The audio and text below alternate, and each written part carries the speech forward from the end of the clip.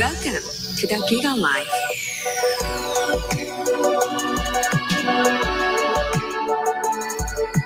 Your passions, your stories, your life, simplified with just one app. This is the future. The Giga Life in just one tap. Experience more Giga moments when you make the smart choice. With the Philippines' fastest mobile data network. How do I know it's D1? Simple, smart ako.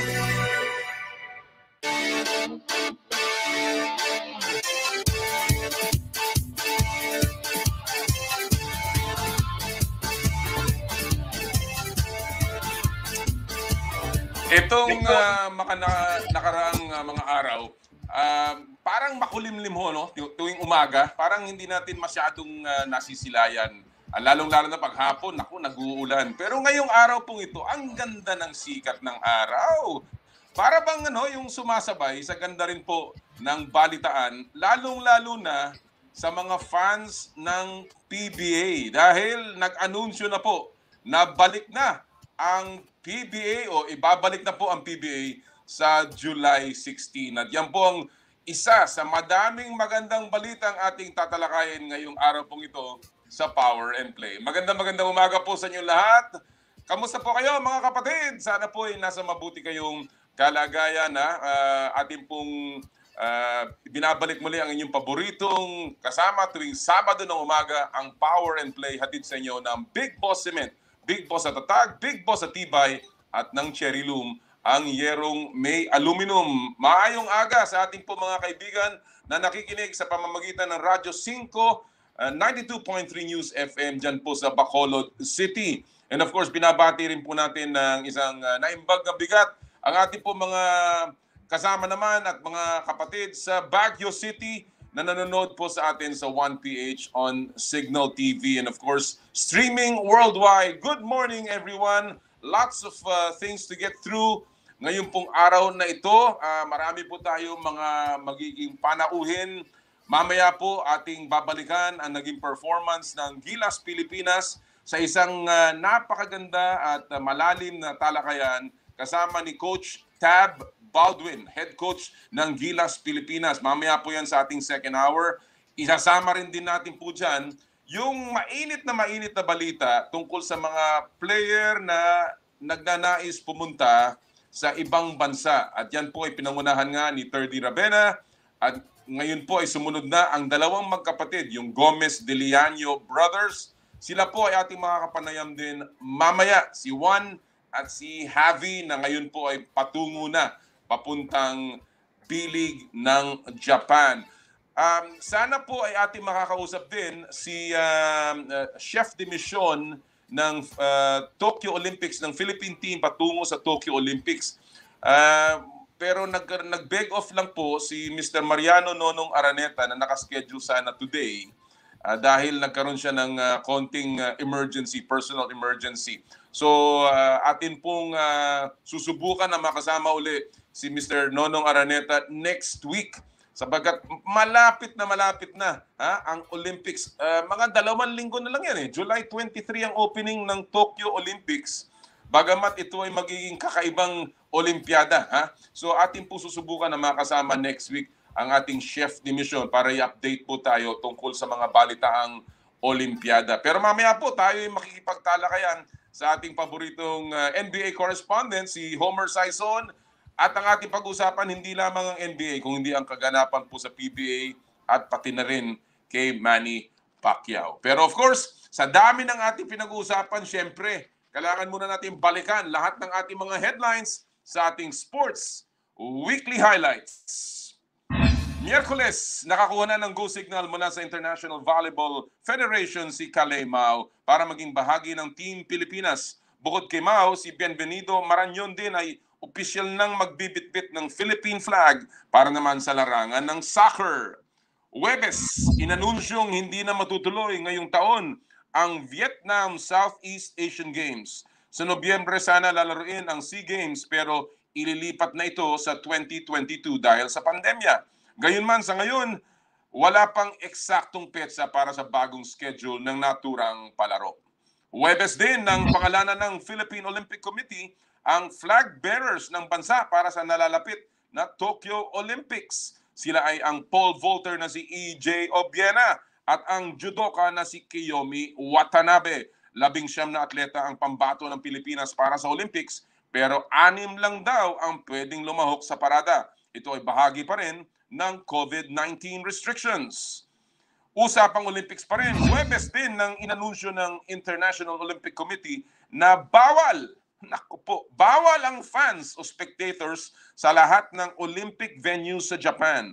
Kamakailan lang ay nagdeklara ng state of emergency ang Japanese government dahil sa patuloy na pagtaas ng bilang ng kaso ng COVID-19. Biyernes, Phoenix Suns lamang na ng 2-0 kontra sa Milwaukee Bucks sa NBA Finals. 2 panalo na lang, champion na ang Phoenix. Mamaya pag-uusapan natin ang serye na yan sa ating Fast Take. At Biyernes din, pinayagan na ang Philippine Basketball Association o PBA na magbukas ng kanilang 46th season. Ayon kay Games and Amusements Board's Chairman Baha Mitra, sa Inares Sports Arena sa Pasig gaganapin ang mga laro sa ilalim ng isang semi-closed circuit setup.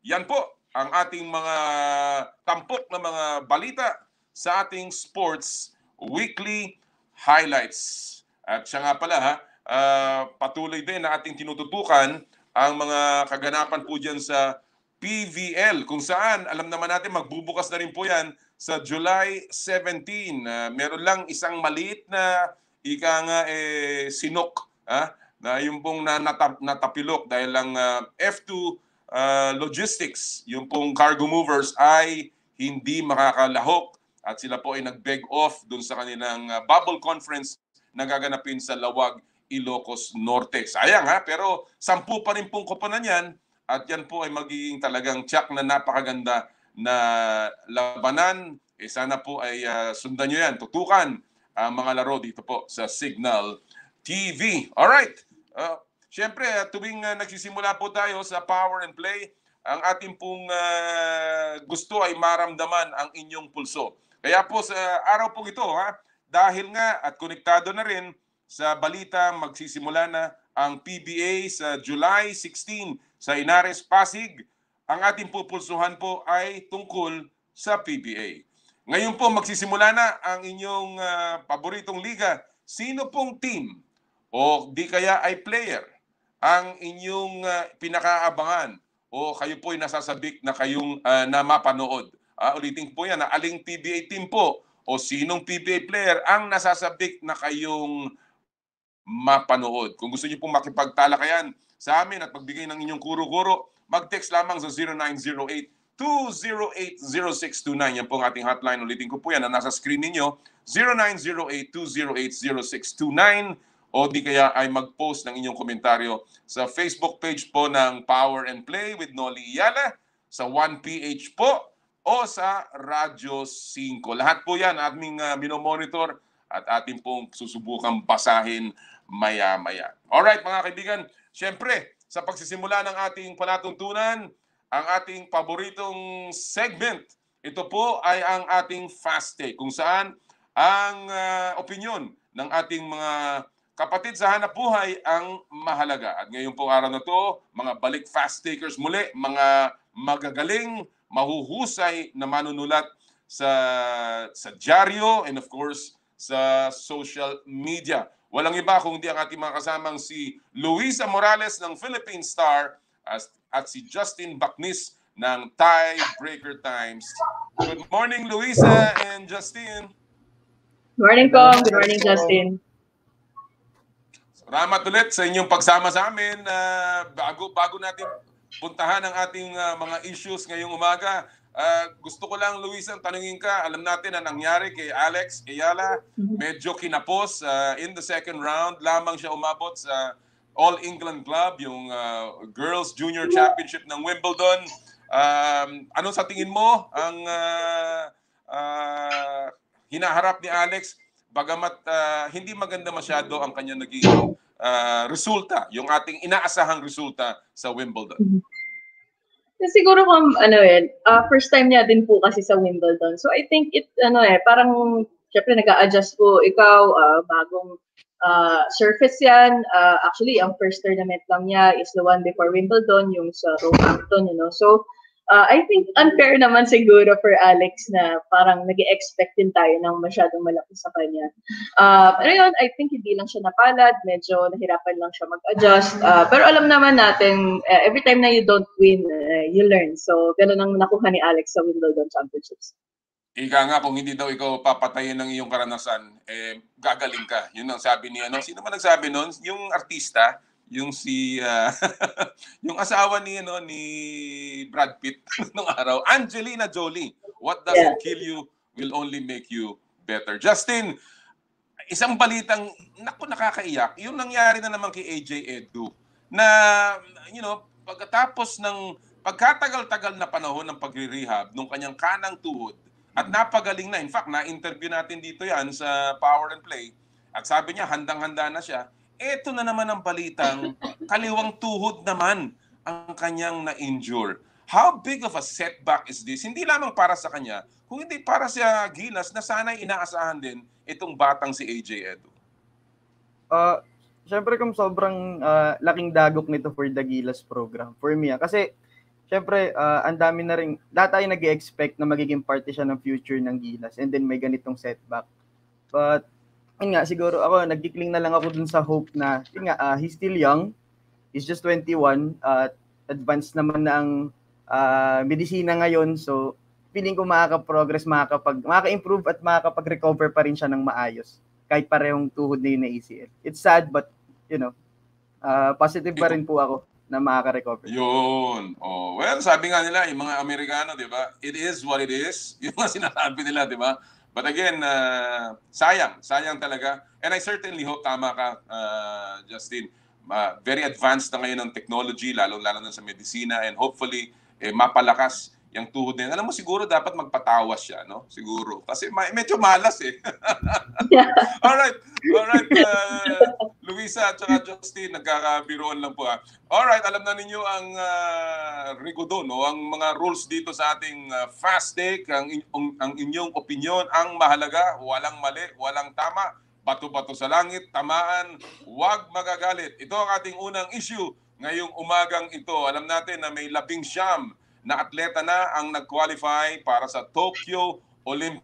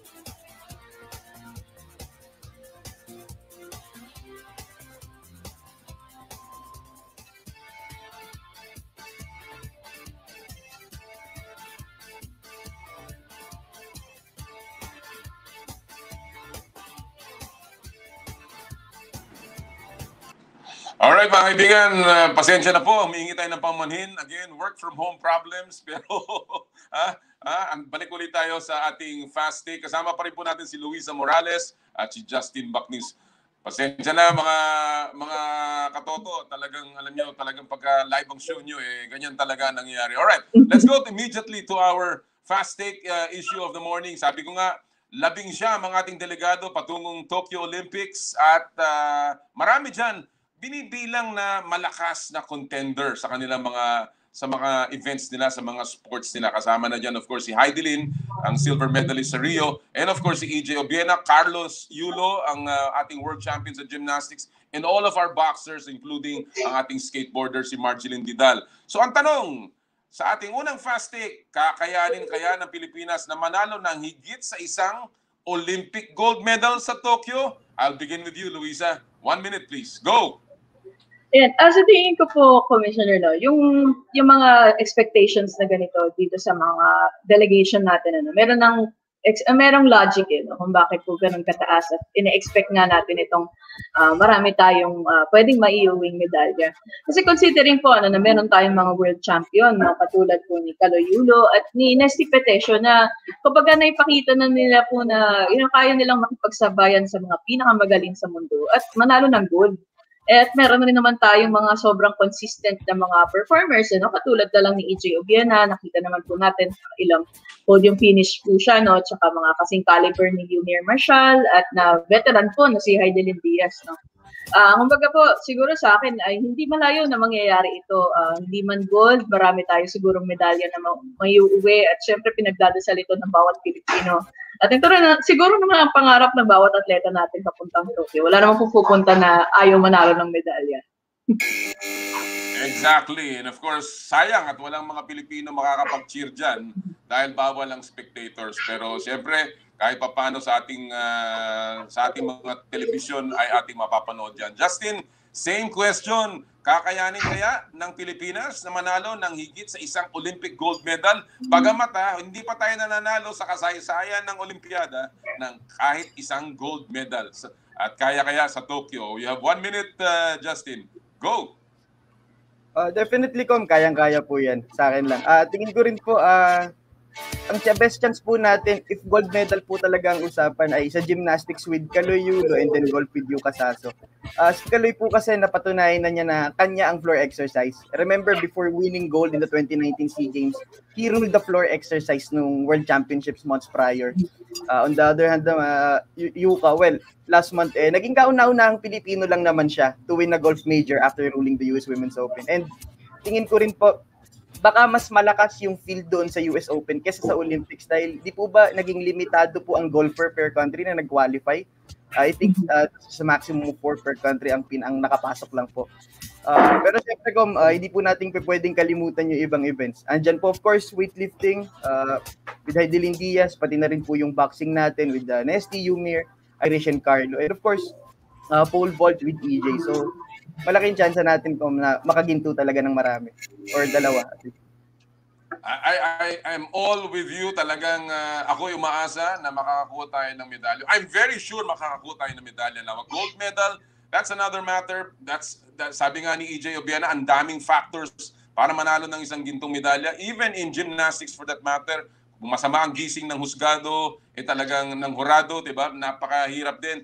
But with the way that Carlos Yulo has trained, ayaw nga magpa-interview nung bata And I think he's super focused. Kaya ating inaasahan na 1, 2, 11, pwede na rin. Let's go to our second fast take issue of the morning. Lipat tayo sa basketball. Alam natin na merong gusot ng konti between Kiefer Ravena at ng PBA at kasama na rin ang kanyang B-League team na kanyang pupuntahan sa Japan. Ngayon, ang tanong, alam natin na hindi pa nagkakaroon ng desisyon dyan at tila iniiwasan ang mga usapang ganyan ng PBA. So ang tanong ko sa inyo, ano na ang dapat gawin ng PBA at B-League tungkol sa sitwasyon ni Kiefer Ravena? Justin, I'll give you 1 minute. Go! Yun nga po, it's been more than a month na po since Kiefer signed with Shiga, while still being under contract po with NLEX. Up until today, wala pa pong resolution sa situation talaga ni Kiefer.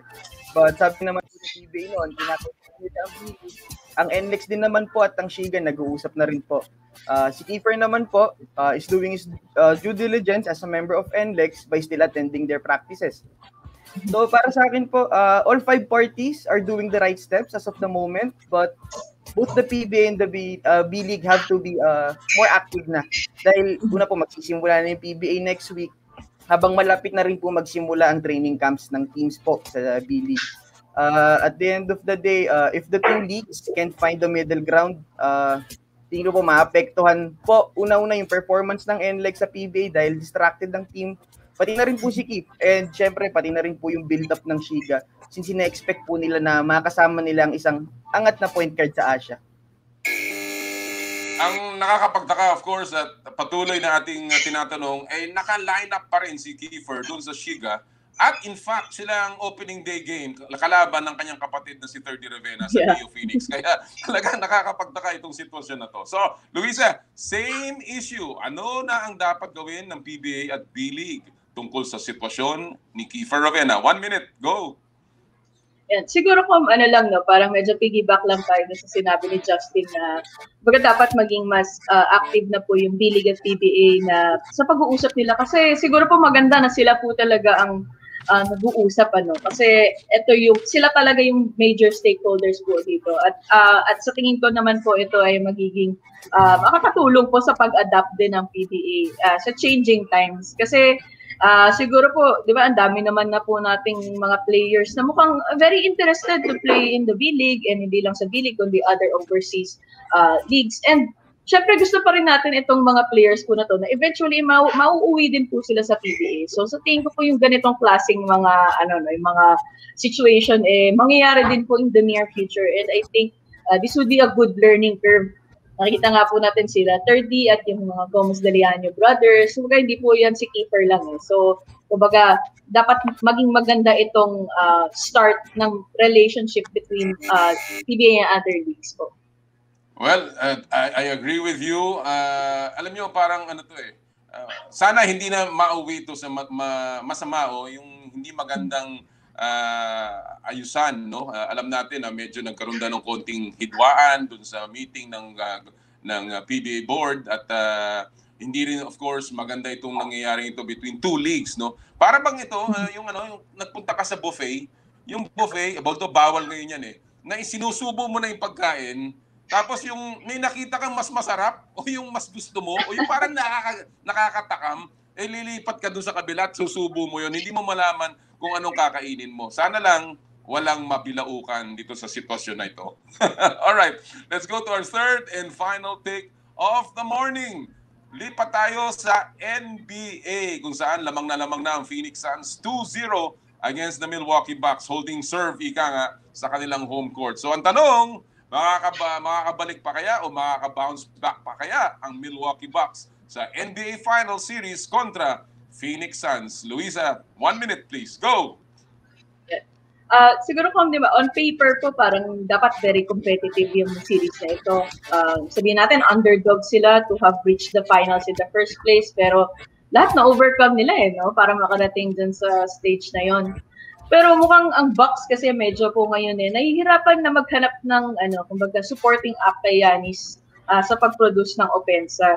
Kasi sa Suns makikita po natin na maganda po ang offensive balance sa iba-iba nilang mga players, hindi lang kay Devin Booker at kay CP3, kundi pati na rin sa mga katulad nila Jay Crowder, Mikal Bridges, at iba pa nilang player na talaga consistent din sa offense. Kaya hindi po sila kumbaga nahihirapan kahit meron ding mga injuries syempre na nangyayari sa kanila, naka-recover sila.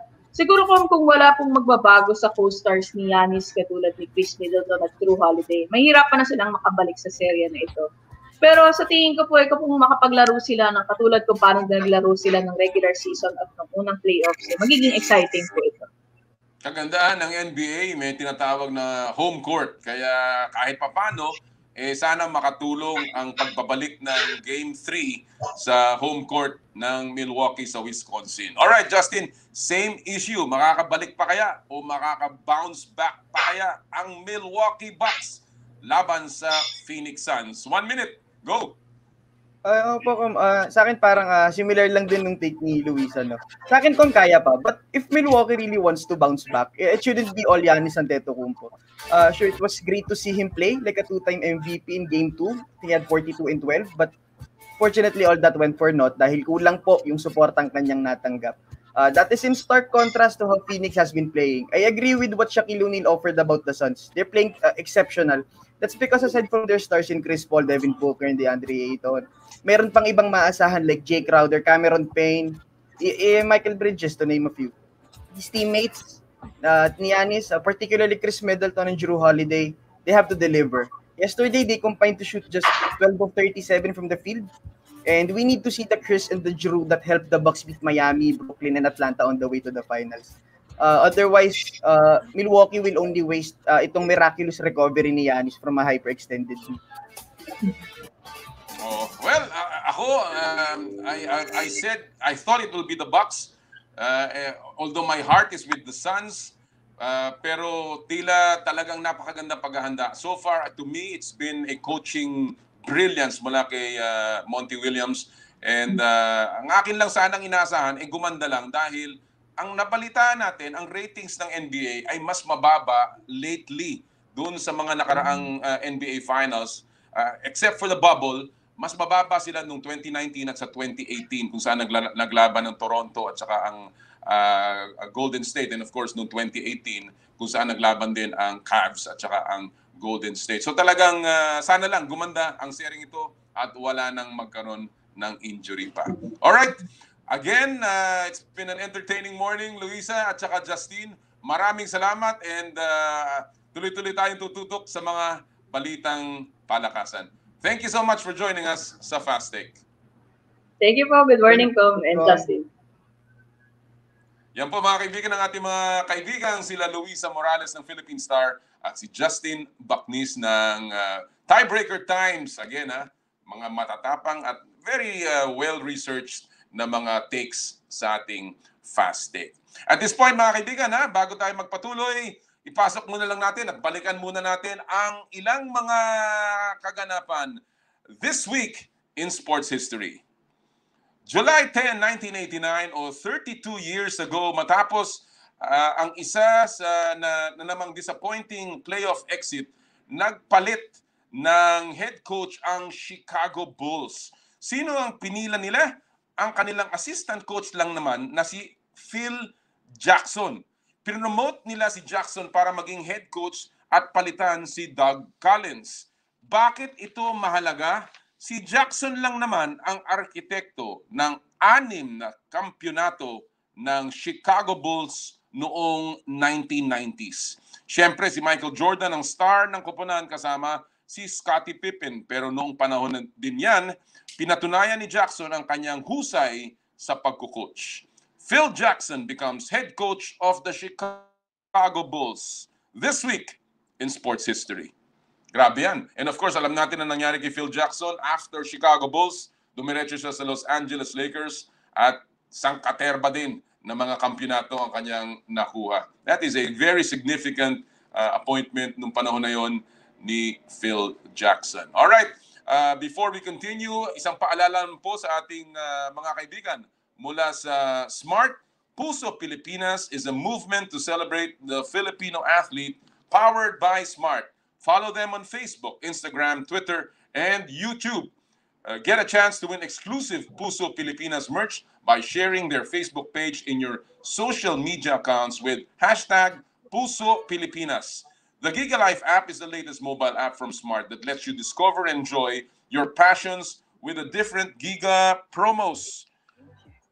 It can be downloaded and used by Smart Postpaid, Smart Prepaid, Bro Prepaid, and TNT subscribers via the Apple or Google Play Store. What can the Giga Life app do for me? Check your balance, monitor your current subscription, top up using debit credit card, subscribe to the latest Giga promos, monitor your data consumption, auto-detect your mobile number when you are connected to Smart Network One Tap, subscription to the most popular offer, Giga Video 99. Powered by Smart, ang power and play. Maraming salamat po sa Smart. And of course, pinag-usapan ng pagpapasalamat. Maaga-maaga pa lang ay magpapasalamat na po tayo sa ating mga tagapagtaguyod ng Power and Play ngayong Sabado ng umaga. Siyempre, una sa listahan, Big Boss Cement, Big Boss sa tatag, Big Boss sa tibay. Nandito na ang Big Boss Cement. Di basta matitibag, approve sa kalikasan at sobrang abot kaya. Big Boss Cement is the first eco-friendly cement company in the Philippines, first and only cement that is produced with low to 0% of high carbon footprint materials. Big Boss Cement, Big Boss at tatag, Big Boss at tibay. Marami pong salamat kay kay Engineer Gilbert Cruz, ang presidente at Chief Company Innovator ng Big Boss Cement. Thank you also to Cherry Loom, ang yerong may aluminum. Sa ganitong pabago-bago ang panahon, mga kapatid, sobrang init tapos biglang uulan. Kailangan natin ng matibay at protektadong bubong. Dapat ang bubong ay yerong may aluminum. Kapag may aluminum, tsak na pang matagalan. At isa lang ang alam kong dekalidad na yerong may aluminum, yan ang Cherry Loom.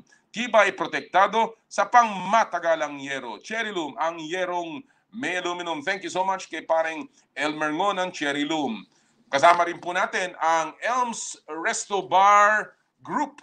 Elms Resto Bar and Grill na meron pong branches at Elms Tapas and Winery located in Calle Bistro, Commonwealth, Quezon City at Elms Grill and Bar sa Poblacion, Makati.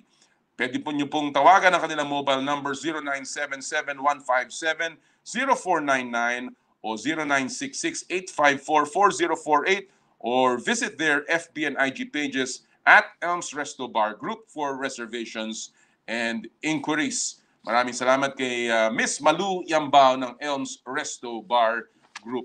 Thank you also, of course, sa Joyride, ang bago ninyong kasundo. Dahil ayaw naming nahihirapan ka, book Joyride Motorcycle Taxi now and experience hassle-free commute. Kapag delivery naman, Joyride ang gamitin, bagsak presyo pero hindi ang serbisyo. Joyride is now on its lowest rates ever. And of course, bukas na rin po ang Joyride or ang JR Mall, the latest offering of Joyride. So, download the latest super app ng Joyride now.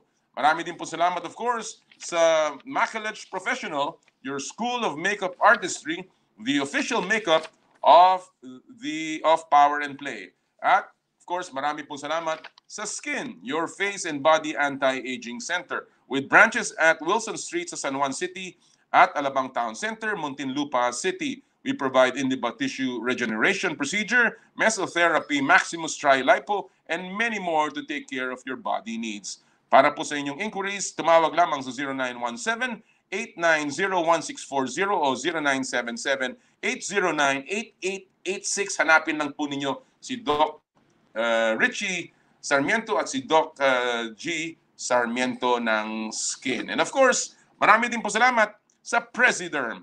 Mga kaibigan, sa panahon ngayon, sa gitna ng pandemya, higit nating kailangan ang mga taong ating maasahan, mga lugar na makakapagbigay sa atin ng kaligtasan, mga bagay na ating kakapitan sa anumang oras. Yung sigurado, yung pwede nating tawaging most trusted, parang Presiderm, your most trusted skincare. Marami pong salamat sa Presiderm at marami din po salamat sa Diario Milenio, ang media partner ng Power and Play. Thank you also to Perfect Drive, PH, and we support also yung pong Umami Bowl, yung pong mahihilig sa gyudon, yung pong Japanese food na takeout.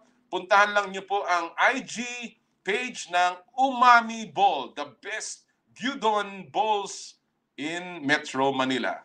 Maraming pong salamat sa lahat ng tagapagtaguyod ng Power and Play. Sa amin pong pagbabalik off this break, makakasama natin ang ating paboritong NBA correspondent, Homer Saison, sa pagbabalik po ng Power and Play. Hatid sa inyo ng Big Boss Cement at ng Cherry Loom.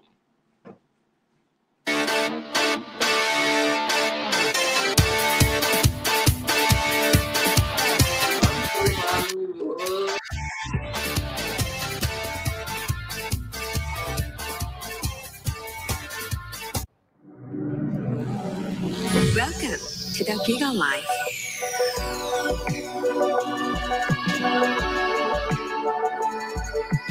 Your passions, your stories, your life, simplified with just one app. This is the future. The Giga Life in just one tap. Experience more Giga moments when you make the smart choice. With the Philippines' fastest mobile data network. How do I know it's T1? Simple, smart, ako.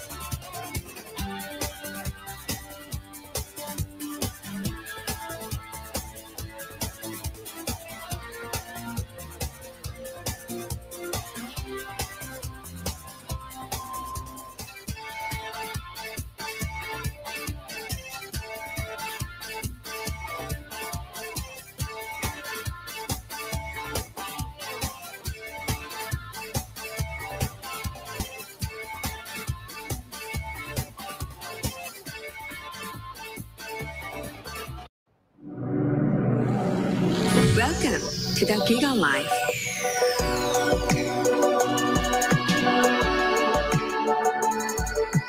Your passions, your stories, your life, simplified with just one app. This is the future. The Giga Life in just one tap. Experience more Giga moments when you make the smart choice. With the Philippines' fastest mobile data network.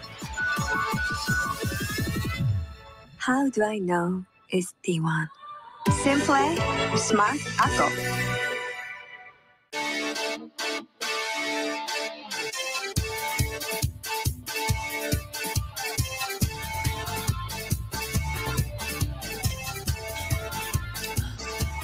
Kamusta po sa lahat ng mga nanonood sa atin ngayon? Lalong-lalo na, meron tayo pong mga bisita at mga nanonood galing ng Japan. Si Janice Mabilangan, magandang umaga sa inyo. At meron pong isa na galing ng Argentina, si Paulina Vilte. Good morning there in Argentina. Wow, pambihira talaga. Grabe ang ating naaabot. And of course, lahat po ng ating mga tagapakinig at nanonood sa 1PH, si Alex Fuentes ng Bacolod City, si Marilu Corpus at marami pa pong iba. Magandang umaga po sa inyong lahat. Alright, at this point, mga kapatid, ipapasok ko na ang ating unang panauhin. Ang ating unang i-interviewin ngayong araw na ito. Walang iba kundi ang ating NBA resident correspondent live from the US. Walang iba kundi si Homer Saison. Magandang araw, Homer. Good to see you. Same here, Commissioner. Good morning to our listeners. Exciting day. Alam niyo po si Homer, ang isa sa mga iilang Pilipino na journalista na iniimbita taon-taon ng NBA. I know, Homer, you are supposed to be in the NBA Finals. Kailan ba ang alis mo? Alis ka ba ngayon papuntang Milwaukee? Actually, I'm leaving Los Angeles in 2 days. My credentials were supposed to give me East games, 3, 4, and 6. Pero I decided to cover only Game 6 kasi pupunta ako ng Los Angeles kasi I have to escort the members of a Detroit Pistons team kasi gusto nilang ma-meet ang isang boxer na napaka-popular sa Pilipinas. So hindi lang muna natin i-divulge. Yeah, so, sige. may meet and greet sila. They will exchange signed gloves and he will be given an official NBA jersey from that particular team. And the meeting will be Wednesday, July 15, Philippine time, 2:15 in the afternoon sa Wildcard Gym. So kaya magdi-detour muna ako sa Los Angeles. Detroit Pistons ang ika nga nagmamano sa ating paboritong boxing. All right, before we go to that, Homer, NBA Finals, it is now 2-0 and the Suns are leading the Bucks. Alam mo, when I look at that series before it started, I thought the Bucks had a good chance. But then all of a sudden, you're seeing the quickness ng Phoenix Suns. Is this a hopeless... Well, bago tayo pumunta sa Bucks, let me ask you, what are the Suns doing so well right now, Homer? Well, they're being the Suns, Commissioner. They're fast, they shoot well, they defend well. And here's the three things. Now, for me, the three factors are: number one, guard play. So what's going on? Chris Paul and Devin Booker, Commissioner, 113 points and 39 assists combined. Ang counterpart nila na si Jrue Holiday and PJ Tucker, backcourt ng Milwaukee Bucks, they only have 41 points and 19 assists. So put all together, 72 points and 10 assists ang deficit ng Milwaukee Bucks. And you know how the game has evolved into a guard play in the NBA. Tapos the forwards. One of the wild cards of this series was supposed to be Chris Middleton, kasi we saw him score 41 points against the Brooklyn Nets. Pero in this series so far, Commissioner, 40 points lang si Chris Middleton in games 1 and 2. Mikal Bridges, 41. He's been outscored. Chris Middleton makes $33 million this season. Si Michael Bridges makes only $4.3 million. So it's such a disparity. And then when you talk about the men in the middle, yung depensa, Commissioner, Brook Lopez, she's supposed to be also very good in rim protector and all that stuff. Pero against DeAndre Ayton, 32-25 in points, and then sa rebounding, Commissioner, kalahati, 30 and 15. So if you combine all the facets, guard play, forwards, and then middlemen controlling the paint, rebounding, plus the coaching, Commissioner, I am done trying to dissect the mystifying ways with which Coach Budenholzer makes his rotation, Commissioner. Kahapon, Bobby Portis, Commissioner, played 5 minutes. And for the love of me, I know, the Suns were hitting their mid-range jumpers and they tend to chase the big guys out of the game. Kaya nga si Brook Lopez played only 25 minutes because they switch 1 through 5. And then when he's, it's either he gets caught with a pick and roll with DeAndre or Devin Booker, patay, because he can't chase. The same thing with Bobby Portis. Nung game 1, pinakain ng alikabok ni Chris Paul si Bobby Portis at saka si Brook Lopez. But, then again, at the end of the day, parang ang feeling ko, Homer, the Bucks are playing the strength of the Suns instead of playing their own strength. Alam natin that they have the size, they have the strength, they can spread the floor and let Giannis operate. Pero tila hanggang ang kanilang offense is so bad. Yesterday, yung combination nung Brook Lopez, Jrue Holiday at saka si Middleton nga, napakasama ng shooting. And I guess until they start shooting that ball, miski anong gawin nila, they will not be able to keep in step with the Suns. Very good point, Commissioner. Game 2, in the first quarter, the first 17 shots of the Milwaukee Bucks were within the perimeter. No three-point shots at all.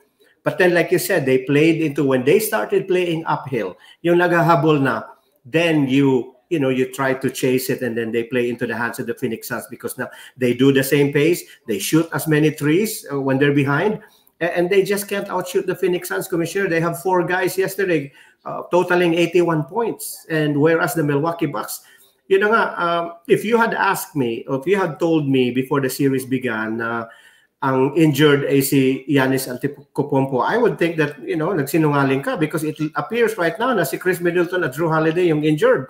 Because they are, they're missing an action, Commissioner. And the like I wrote sa column ko ngayon sa Spin, the insult to the injury is this: Middleton and Jrue Holiday, they have a combined $313 million contract in the next 4 years with the Milwaukee Bucks. And now we have seen, Commissioner, there's enough body of work, there's enough sample size to determine. Now, sa playoffs kasi, we become easily prisoners of the moment.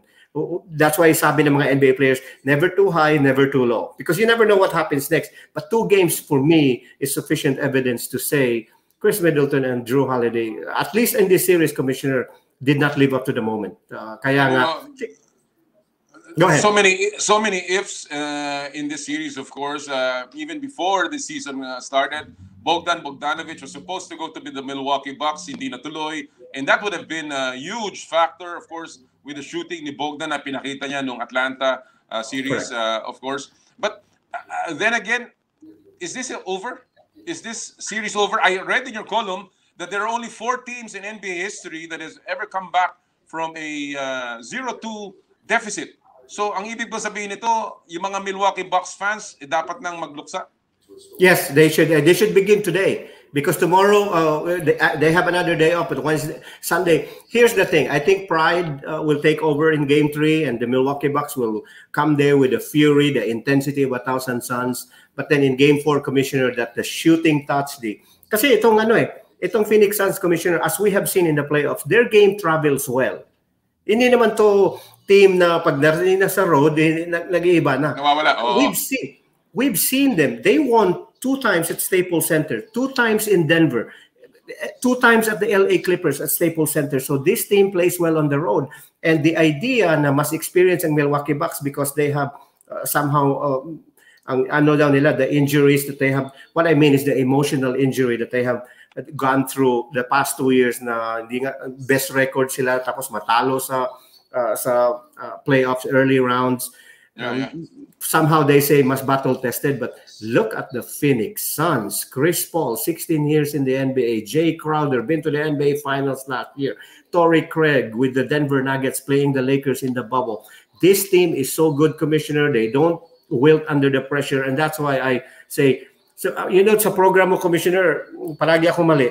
First of all, I picked the Atlanta Hawks. The Bucks won. This series, I picked the series to go in 6. I'm wrong, Commissioner. This series is done in 5 games. I'm not going to the finals this year. I have credentials, pero there's no Game 6 for me to come back to after my business in LA. Well, a gentleman's sweep ang pinipredict ni Homer Sison, mga kaibigan. Of course, this is historic finals, and we certainly hope na gumanda pa ang sering ito. These 2 teams are chasing their titles that they have not won. Of course, the Phoenix Suns have never won, and Milwaukee Bucks is looking for a title in so many decades. All right, Homer, iwanan ko ng konti ang NBA. I want to go to the PBA because I've seen your columns and you've written about the PBA at sinusundan mo. Unang-una, now that the PBA is about to start, July 16, what are you most looking forward to, Homer? I'm looking forward to the rookies, Commissioner. I hope Mickey Williams would come back, but that's another topic. And also, I'm happy for the people who depend on the league, yung mga arena workers, yung mga staffers ng PBA that rely on salary. Unlike the players that when the training bubble began, napasweldo na sila, Commissioner. They get paid their monthly dues or whatever salary they were collecting. But the others, the people who sell you the tickets in the arenas, the ushers and all that stuff, I'm just happy na nagbabalik na ang PBA. And also at the same time, I'm tense. Kasi tingnan mo, there was supposed to be a big heavyweight championship fight July 24. Na-cancel because there was a COVID outbreak sa kampo ni Tyson Fury. And then 2 days ago, the Tokyo just announced na walang crowd ang Olympics. So as much as we are so happy here in the United States, dito sa Chicago, Commissioner, we're level 5, open na kami lahat, but the pandemic has not left this universe. Nandito pa rin. Kasi, nandito pa rin. And it's so sad. So yun lang ang yung mga go ahead.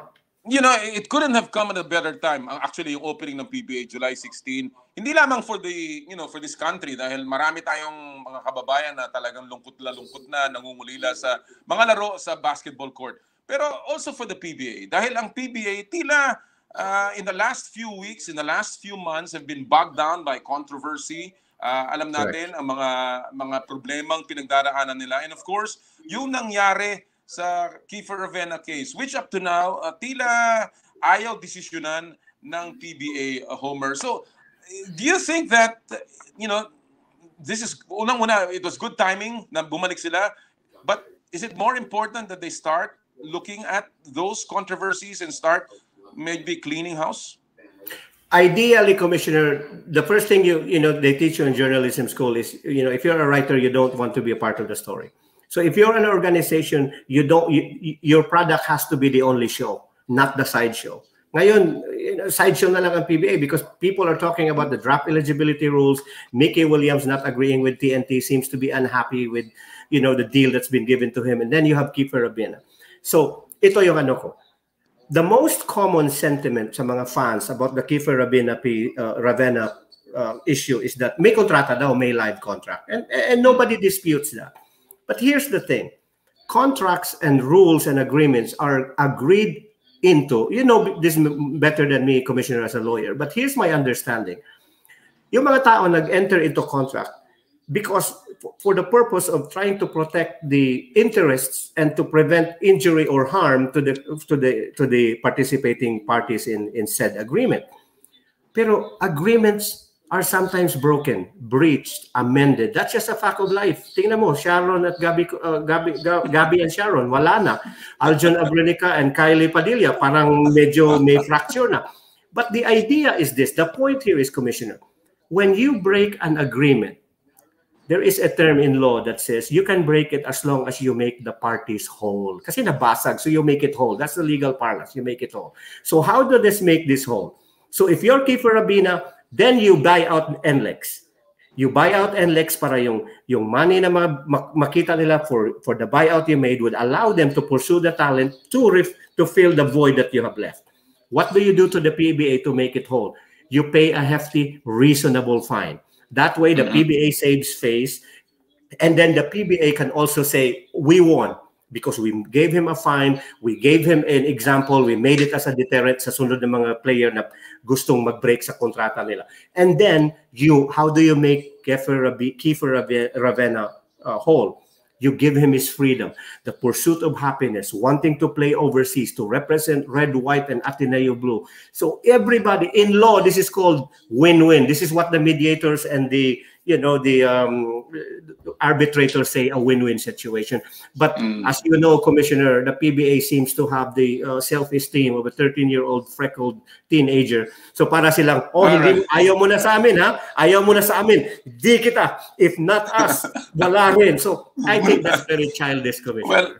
Well, of course, the other thing here is rather than deflecting this issue, we certainly hope na gawa na nila ng bagong mga patakaran nito because obviously it's going to happen again. The GDL brothers are on their way to Japan. There are more players that are being courted. We know that for a fact. And this is a fact of life in basketball, the globalization of the sport. And I think the PBA has to start really coping with this matter. I have a few moments left with you, Homer. Right. So I want to go quickly to one topic. Yung pinag-usapan natin kanina, Manny Pacquiao, he is now in Los Angeles. What are the latest odds kay Manny Pacquiao? And of course, anong tanong ko sa iyo is, do you think this political controversy that he finds himself in now in the Philippines is going to affect Manny? Yeah, Manny is human. He has emotions and he reads the internet and then he gets text messages. So it's impossible to deflect that. Pero ito lang sa akin, like any world-class athlete, Senator Manny has the facility to compartmentalize. So yun lang ang masasabi ko. But it would be also naive and presumptuous to say na hindi maepektuhan yan because that's your other life. Boxing has now become Senator Manny's part-time job. Baliktad na eh. Before, if he were just a congressman or holding a legislative office, boxing would have been the main job and politics a part-time job. But now it's the other way around. So the Senate work is now it takes the bulk of his time, of his life, of his service. So hindi mo lang ma-neglect yan. It's impossible to do that. Pero nga, sabi ko, ma-deflect. Joe Dumars in the 1989 NBA Finals, namatay yung tatay niya on the day of Game 3, I believe. He scored 42 points. So great athletes are able to deflect that, Commissioner. So yun lang ang masasabi ko. That, right. And speaking of the odds, go ahead. What is the latest on Errol Spence Jr.? May nabalita ka na ba? How is he doing? He's doing great, Commissioner. I happen to know one of our contributors ng Spin.ph is actually a writer from Texas, and he's friendly with the cornerman of Spence. Sabi nila, Commissioner, he is so excited. He's ready to go. Alam mo, it's a big payday for him. He's never been paid like this, and he's never had the same exposure. Kasi Manny Pacquiao is still the best in terms of pay-per-view, box office pay-per-view. When you fight Senator Manny, you immediately become in the limelight because of the name recall. And Spence, ito lang na trouble ko, Commissioner. remember this, mga listeners natin, 11, 4, and 5. 11 is the year. 11 is the years that Manny Pacquiao is older than Spence. Right. 5 is the inches with which Spence is taller than Manny. 4 is the length with which mas medyo mahaba. Yung reach. So those are hard odds. Pero ito ring masabi ko. Senator Manny is 42. And from science to commissioner, this is not just haka-haka. When athletes go on a decline, whether you're a basketball player, a boxer, gymnast, or whatever field you are in, Father Time is undefeated. Yun ang sinasabi nila, you lost a step. Diba? Yun ang Federer had lost a step. Tiger Woods had lost a swing. But in a boxer, commissioner, the power is always the last to go. So kung magkumpiyansa tong si Errol Spence, commissioner, that power that Senator Manny has can still be a deal maker.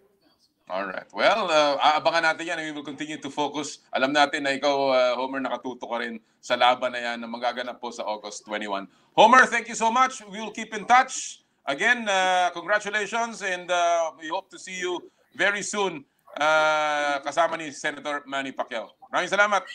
Iyala for Senator! Iyala for Senator! Iyala for Senator!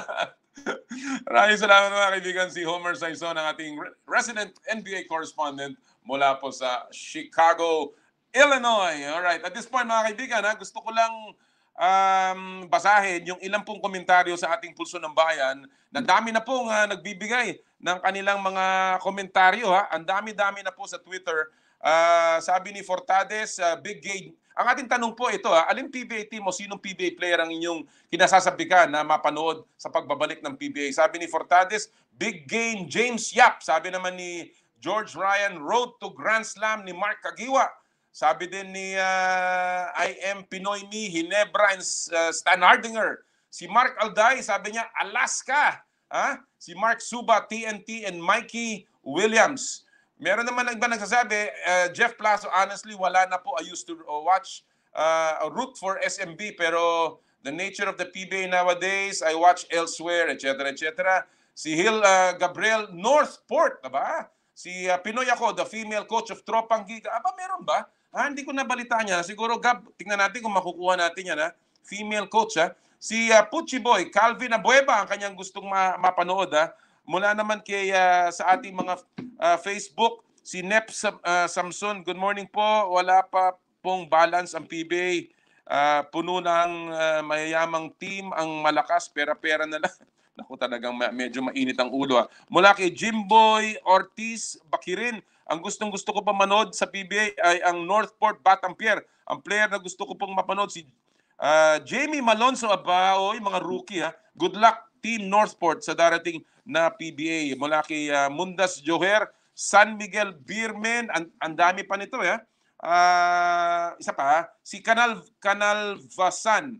Honestly, none, yes. I root for Hinebra, been a solid fan.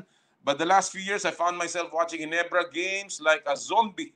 Medyo mainit din ang ulo. The game, sabi niya, Hinebra, of course, I'm excited to see which of the rookies will have an immediate impact on their teams. Sip-sided, mas excited ako sa Japanese League at Australian League. Gusto niyo mapanood si Kai Soto, si Rockling Credo, I just want to see more Filipinos play overseas. Mikey, how physically prepared ang mga teams going to the tournament? Ang concern niya naman ay yung injuries at preparation. 369, sabi niya, SMB fan ako dati since Petron, pero nagsawa. Medyo maano rin to.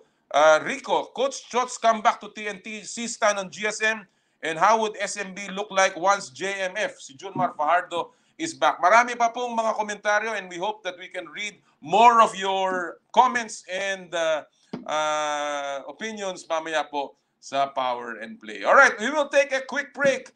It's 9 o'clock in the morning at sa amin pong pagbabalik, ating makakausap ang inyong pinakahihintay, ang head coach ng Gilas Pilipinas, Coach Tab Baldwin.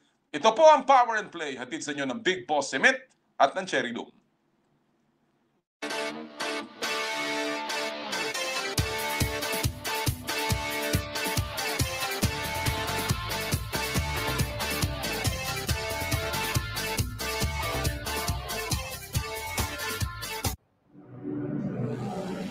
Welcome to the Giga Life.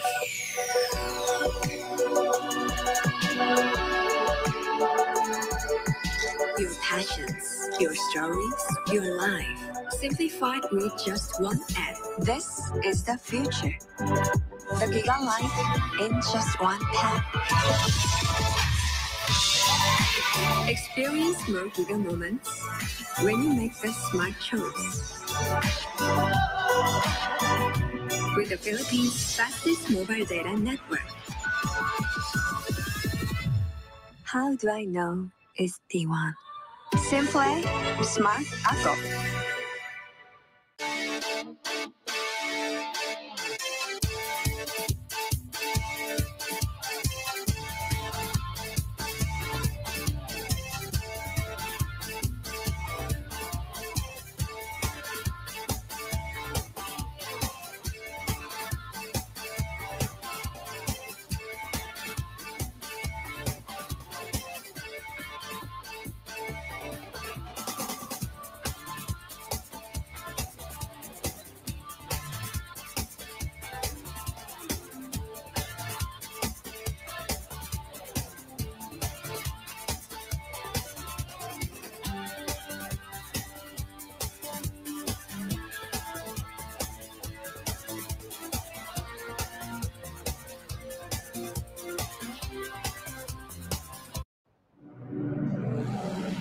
Welcome to the Giga Life.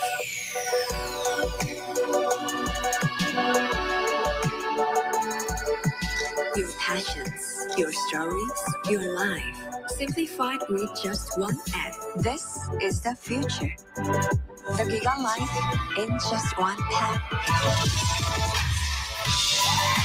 Experience more Giga moments when you make the smart choice. With the Philippines' fastest mobile data network. How do I know it's D1? Simple, smart ako.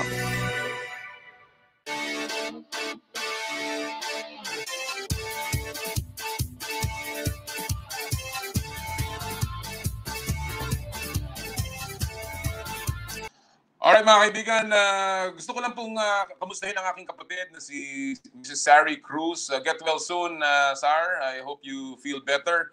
And of course, isang magandang hello kay Jennifer Zuniga all the way sa New Zealand. Magandang umaga po sa inyo lahat dyan. Alright, as promised, mga kapatid, ito po ang aming interview na aming nakuha just kahapon. Kasama po ang head coach ng Gilas Pilipinas, the one, the only, Coach Tab Baldwin. Coach, first of all, I hope you are making the most of this time to rest now that you're in quarantine. Well, good to see you, Noli. Good to see you again. We don't have any choice, Noli. We just have to kind of stay in our room, and it's a grand place. You know, we're very fortunate to be in such nice accommodation. But it's pretty tough not to be able to, you know, go outside the real world, fresh air.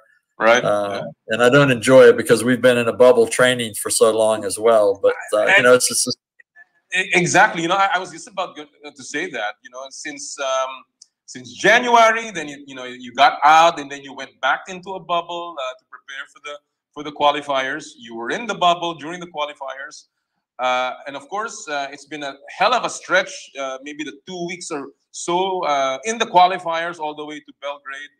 I know that you've said that you are not big on moral victories, but you will have to agree that the last 2.5 weeks or so in the qualifiers, the Gilas program has taken huge steps towards progress. I think, you know, I would rather characterize it as I think we outperformed expectations.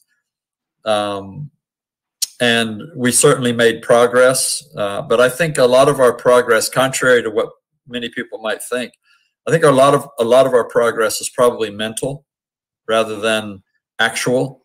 So what I'm saying is I think we now believe in ourselves a bit more. We now understand a little bit more about what the actual challenge is. But from a technical and an analytical standpoint, we didn't really perform that well. So, you know, it's a mixed bag for me. You know, now I really trust the determination and the toughness of our players, because that's really why they succeeded to the degree that they did. But I also am you know, very clear in identifying now, you know, exactly what a lot of our weaknesses are, and systemic weaknesses too. Right, so not just individual weaknesses, but it gives us a clearer picture going forward. And I think we're a little bit galvanized because of the support that we're getting, but also because, you know, there is a sense of, hey, we stood up to the challenge, and we're not that far away. Right. We probably are. We probably are that far away, but it doesn't feel like it. But it doesn't feel like it, exactly. You know, and you know, it's funny. I have a you know, a really nice anecdote. You know, 12 years ago, we brought the original Gilas team to Belgrade, and when we entered the airport, when we were about to leave the airport, and we were checking into immigrations, they saw a bunch of guys who were, including all of our coaches, including all of our utility people, that were very small. And, you know, and they were saying, you are a basketball team. And so they were all, you know, very quietly, sheepishly, I guess, grinning, because it was strange to see a national team with that kind of size, knowing, of course, the way the Serbians are. 12 years after, here you are, you bring in, if not one of the tallest Philippine teams that has ever been assembled, and of course, one of the youngest that was ever assembled into Belgrade. And you said this, I thought we answered most of the questions that were asked of us by Serbia today. So my question, Coach Tab, is this: what do you think was the biggest question answered by Gilas in Serbia? Psychologically, were we ready to compete? I think that was the biggest one. And I think we did answer that, because as I'll go back and say, technically, we really weren't.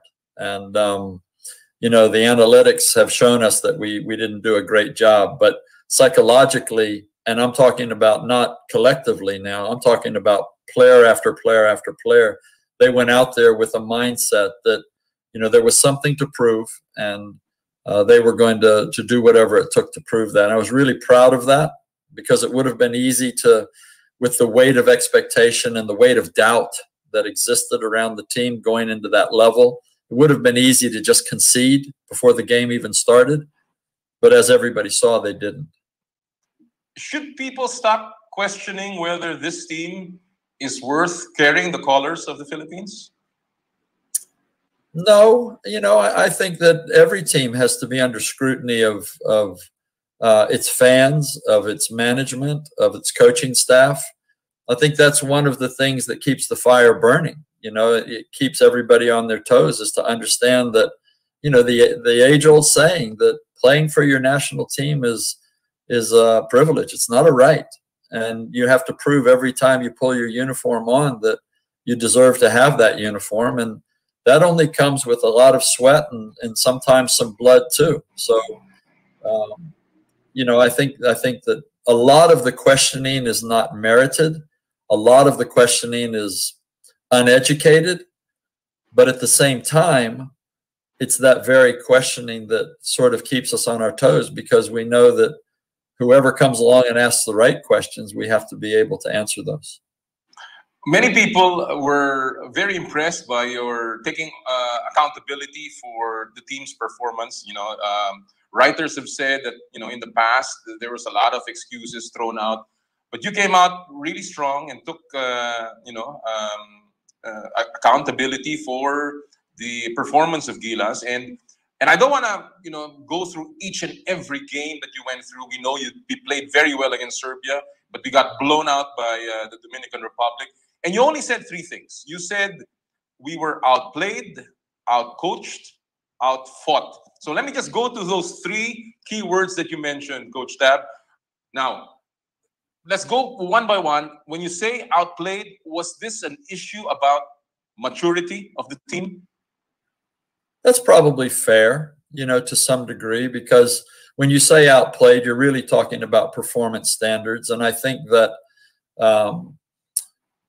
we weren't able to perform to our own capabilities, in large part because Dominican made great adjustments at halftime and came out and effectively bullied us out of the game. And, you know, that really diminished our performance without it affecting their performance. In fact, theirs got better. So, you know, in that sense, we were certainly outplayed. Mm-hmm. All right. And outcoached.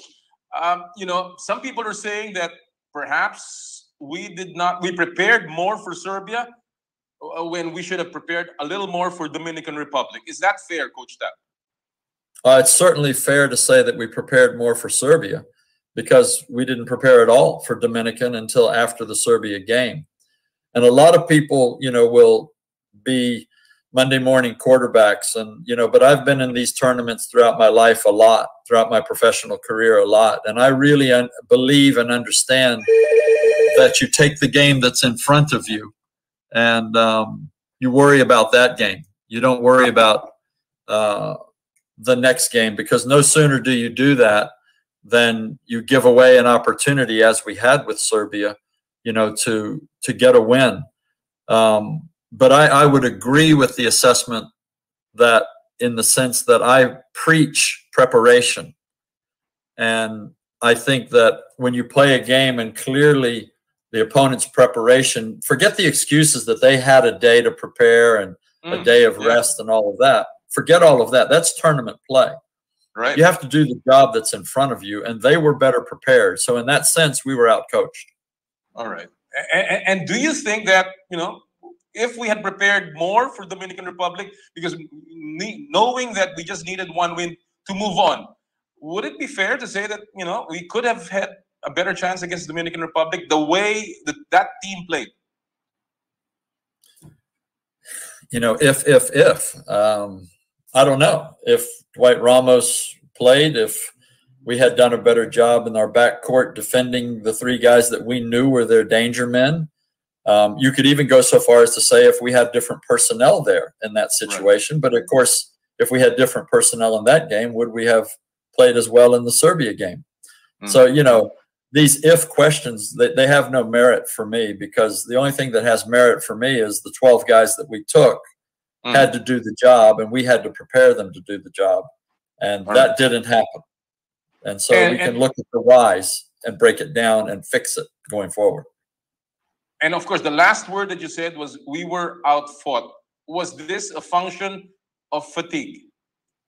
I do think that was partly in there. And again, there's no excuse for that, because it means we weren't fit enough. It doesn't mean that because Dominican had a day rest in between their games and we didn't, that fatigue defeated us. We have to be ready for that.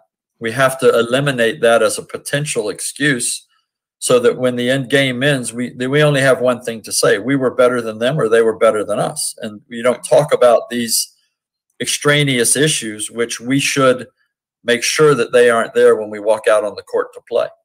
Right. All right.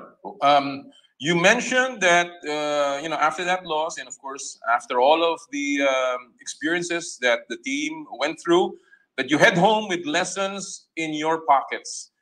Kotab, what do you think were the three biggest takeaways, three biggest lessons for you? Systemically, we didn't execute, number one. So we spent an awful lot of time in the bubble and training, developing the system, and then we walk on the court, which is the very time to use that system, and we didn't use it to any degree that any of us, the players or the coaches, would be satisfied with. That's number one. Number two, we get the lessons of our opponents. We get the lessons of the quality players that we played against. So, for instance, Ange Kouame learned an awful lot about how to seal in the paint and, you know, get yourself open, because he's not that much smaller or weaker than Marjanovic. Exactly. But he was certainly dominated by Marjanovic. Also, with the guards, watching Milos Teodosic use ball screens, set up players for ball screens, and make decisions off of ball screens. These are things we talk about all the time, but until you actually confront a master, you don't really have the opportunity to learn the lesson fully than you do just by listening to a bunch of coaches preaching theory. And I think the third thing is preparation. I think the third thing is coming into these games, trying to tick all the boxes that we need to tick. So our defensive systems were a bit immature. Our offensive systems were not cemented in discipline, and our fitness wasn't what it needed to be. So one of the lessons the players probably don't want to hear is more work. More work is the answer. Yeah. But that said, with the reality that we're on because it's a young team, we're on a 3-year campaign or Right. effectively 2 years now. So the work can be spread out, but it's important that we accept that we have to do the work. It gives me the impression, Coach Tab, that you are really not concerned about, you're not too concerned about, the mistakes there, because this is a long-term program. Is this a fair assessment, Coach Tab? I'm not concerned in the sense that I feel pressured by the lack of performance and the mistakes that we made. Of course, I'm concerned by the mistakes because that's the essence of my job, is to analyze how we play and find the weaknesses and fix them. So, I mean, that's exactly what I'm concerned about. But in terms of it having some sort of fatal consequences for the program or for our coaching staff or, the players that we have involved, no, that doesn't really enter my thinking. All right. Let's talk a little bit about the players, particularly a few of them. Jordan Heading was, amazing in Serbia. He averaged about 18 points a game, 80% from three-point range, and really contributed in so many ways. Was this something that you expected from Jordan? Yeah, I mean, I expect all the players to play well, and Jordan played very well. I mean, he makes mistakes like they all do, and some of those you don't see. I guess the average fan doesn't see, and those are things that he can fix and perform even better and help the team perform better.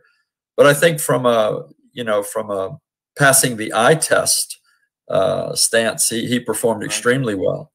But he's got a lot of improving to do. But the fact that we started him shows that we had a lot of confidence in him, and he played the minutes, and he gave us really good returns on his effort. So, but it's not a surprise. I mean, he can really shoot the ball. He's a pretty clever guy. He understands our systems pretty well. He's a tough cookie. He's not afraid to go into the paint against bigger players and finish at the rim. So yeah, he had a good run, and we don't see any reason why that should stop.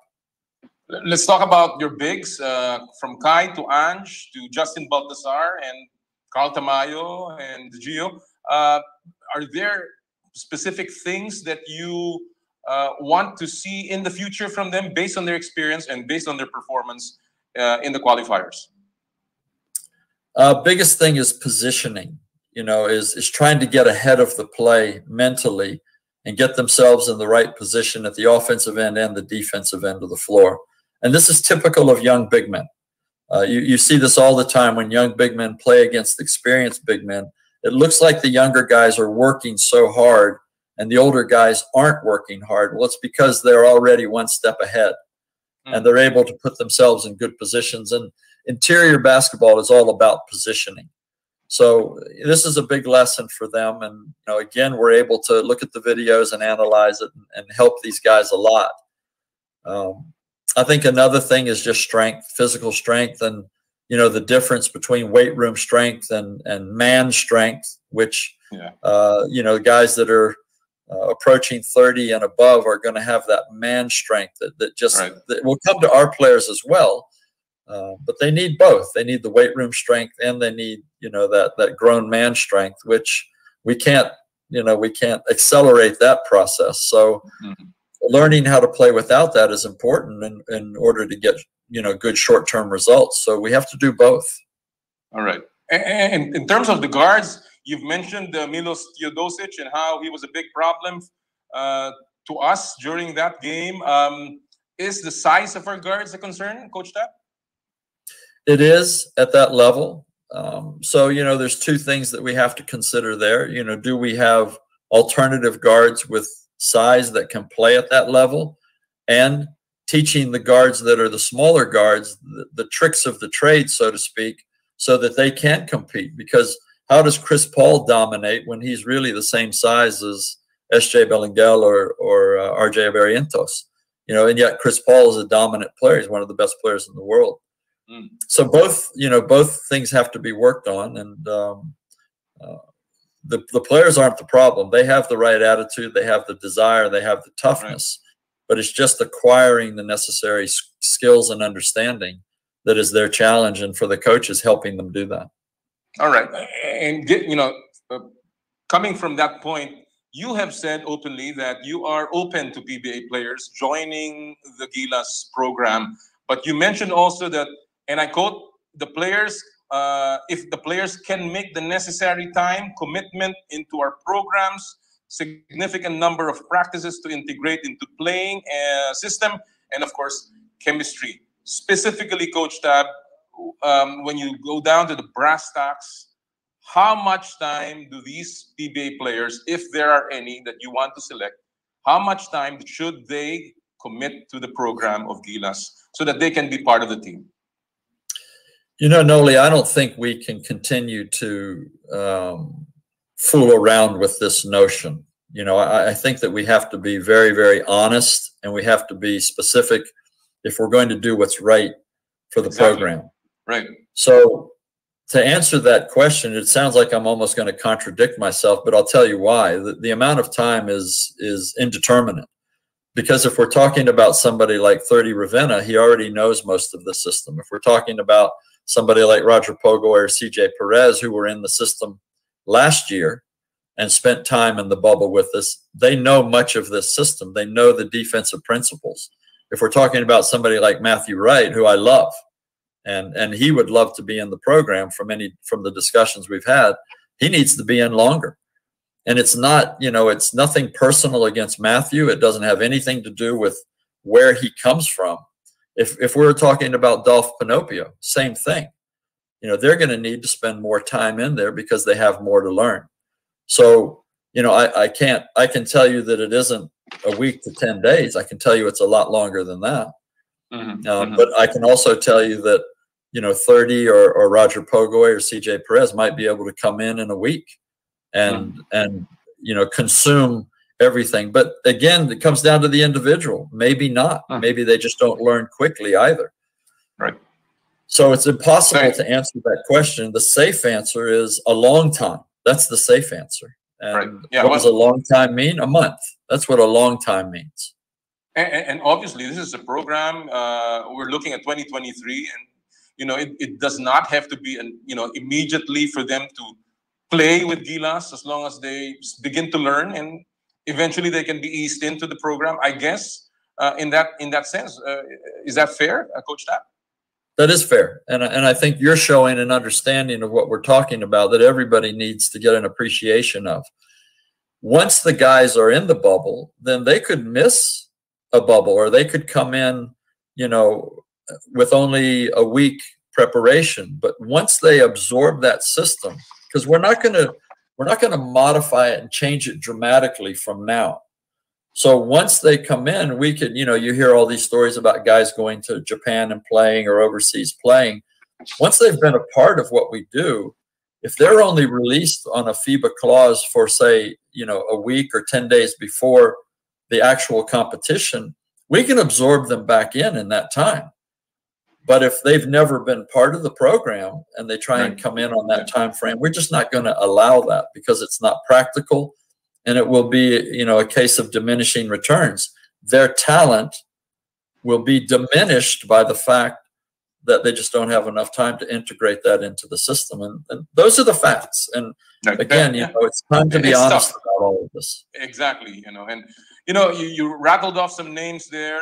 I don't want to put you in a spot, because obviously, you know, that's you know, that has to be discussed with the PBA, with a lot of people, with the SBP, and you know, the leadership of basketball. But when you look at the team, are there certain positions that you feel the PBA can contribute to specifically? I mean, I know that the PBA has the best players in the country, but you know, when you look at this team now, are there immediate positions which you think the PBA, and what are those positions that the PBA can fill? I honestly think it's across the board, Noli. I really think that there's a talent level in the PBA that if we had access to, any number of players and had time to bring them in, they would certainly be an upgrade in our system, and they would allow us to take our younger players and take some of the pressure of performance off of them and put them in a position where they could be, I guess, students of the older, more experienced players. And that's the ideal program, that, it sort of rolls over in time. I think one thing people aren't talking about with this current program, let's say we stick with these guys for 3 years and that turns into 5 years. And then all of a sudden, there's no pressure on the horizon and we say, okay, everybody go play, professional ball now. Well, what do we have for the continuity of the program then? There's not well, these guys are going to replace those guys and these guys are going to replace those guys that replace those guys. That continuity that you'd like to see in a program. So we haven't really prepared for that. And that's another way in which your veteran players give you some breathing space, because they roll in and they roll out. Then the younger players roll up and then they roll in and roll out. And then you have a continuity of a program. If you look at a Spain or you look at an Argentina, some of these countries, Australia is another one. This is exactly how their programs work. Right. All right. Mr. Manny Pangilinan has already said that he wishes that the Gilas team could play at most one conference in the PBA. Is that the plan, Coach Tab? There's no plan in absolute effect right now, but when MVP speaks, we all, perk up both ears and make sure we absorb exactly what he says. But I think the essence of what the boss is saying is we need games, and he's absolutely right. So, how we go about getting those games, what games are available, what budgets exist for us to access those games. Because to be perfectly honest, if we could go play in pocket tournaments in Serbia and Germany and France and Estonia and Argentina, they would be better preparation as long as they were consistently available and we could have the budget to go to those. That would be preferable. But that's the ideal world. And, sometimes all of us in the world, we don't live in the ideal world. We live in our own world, and we have to make the best with it. So the PBA is certainly, a potential possibility for us. All right. The latest news is that 30 Ravenna has spoken, and he has said that he has an invitation to the Gilas camp. What is the plan with 30, Coach Tab? Is he going to be joining when the team, when you resume training in the bubble? I have spoken with 30, and I have invited him. And he's not the only one. But there are discussions going on with SBP representation right now. And so these guys have to figure out exactly what's going on between the SBP time commitment and their professional contract commitments. And I don't think any of that is finalized yet, but we're hopeful that it will be finalized within the next several days. So, I'm hoping for a positive outcome there. I'm hoping for 30 to get into camp. But it's just like, I think everybody needs to understand there's nothing given here. 30 is invited to be part of the pool. He's not invited to be on the 12-man roster. And Matt Nieto, Ray Suerte, Kmart Carino, Aline Bulinati, LeBron Lopez, all of these guys will be back in as well. And they're invited into the pool, but there's no guaranteed spots, the same as the 12 that went to Serbia. There's no guaranteed spots right now. All right. Well, the boys are now in quarantine. What is your advice to them now that they have this little time, for themselves? And obviously, it's going to be another long, many long days of practices just before the FIBA Asia Cup. Well, Noli, I think you know me well enough to know that it doesn't come out as advice. So the mandate is do your daily workouts in your rooms. And, Coach Dexter is overseeing that. We had a group Zoom workout today. We also had a video session today through Zoom where we broke down the Serbia game and analyzed a lot of that. So the work continues even though we're here.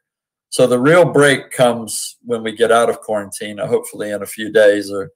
And they need a little bit of away time with their family, but it can't be much. We can't let this break be adversarial to the preparation for the Asia Cup. So unfortunately, or fortunately, you know, they have to act like professionals and they have to be ready to put the backpacks on and put their boots on and go back to work. And they will be, I'm sure of that. And those that aren't will fall by the wayside. And that's just the way it is. All right. You know, again, moving forward, you are preparing for the FIBA Asia Cup, Coach Tab. You know, in the OQT, the Asian teams were winless. China, Korea, of course, the Philippines. You know, before I go to that FIBA Asia Cup, does that say anything to you? Is Asian basketball way too far away from you know the powers of that be in basketball in the world? Of course it says so, because it's consistent. It happens every single international tournament. The Asian teams never perform well, you know, and that's Iran, China, Korea, Philippines, Japan. The only ones that are now quote unquote Asian are the Oceania teams, Australia, New Zealand. And they do perform well. But certainly the world of basketball is dominated by Europe and the Americas.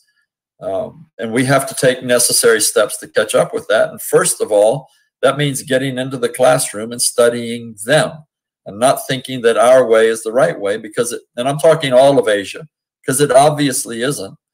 And we should not be putting forward this excuse that physiologically we're inferior. It is not true, and it doesn't hold water. And as long as we have that as a crutch, we're never going anywhere. So until we confront that psychologically and push that out of the way, then, you know, we don't have a chance. But I think as soon as we do that and we become students of the international game, then we have a chance to close that gap, and quickly. Any teams that you're watching out for in the FIBA Asia Cup, Coach Tab? I mean, who are the teams that we should... Japan. I think you'll see them make market improvements. Lebanon, if Lebanon can bring their strongest team, watch out for them. Of course, Iran. Iran just has, they sort of cornered the market on toughness. They're the one Asian team that travels well. It doesn't matter where they play. They are confrontational. They are highly competitive. Their talent is a little bit down from their last, you know, generation of great players, but they still have a lot of talent. And they have a lot of size. China, I think, is in a rebuilding phase, but they always have talent. They always have size. Korea is better than what they showed here, and they may even bring in reinforcements to that team. And then, of course, Australia and New Zealand are going to be, you know, a real handful. So there's going to be plenty of competition there, but we're looking forward to it. And we want to make our mark when we get to the tournament. Before I let you go, I'm running out of time here. I know that the experience in the qualifiers, given the bubble situation that you went through, then, of course, now the quarantine, would you say that this has been one of the hardest stretches in your coaching career? Unquestionably.